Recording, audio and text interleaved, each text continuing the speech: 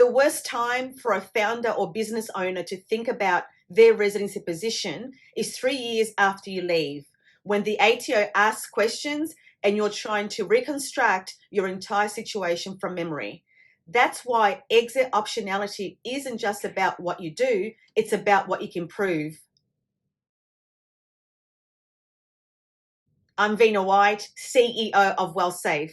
In this episode, let's talk about the proof pack and why documentation often determines the outcome of a residency position. Residency outcomes depend on objective facts. That's why two people can both move overseas and only one of them is treated as a non-resident. When residency is assessed, what matters is your actions, your timeline, and the evidence that supports your position. Intention alone is not enough, because in residency matters, documentation beats memory. Your story must be supported by verifiable facts. In residency matters, documentation does two critical things. First, it shows you addressed your position properly at the time. Second, it reduces ambiguity years later, and ambiguity can become very expensive. That's why we often recommend a residency letter prepared based on your actual facts to document your position is likely to be resident or non-resident under the tests. It's about being organized, consistent, and defensible. A proof pack mindset means you're clear on several key elements. Think of this as the file the ATO would review if your position was tested, because that is exactly how your position will be assessed. Your timeline, when your ties to Australia changed, your accommodation, where your new base was established, your continuity factors, home, car, family, schooling, your travel patterns, visiting Australia versus returning to it, and anything else that supports your overall home-based narrative.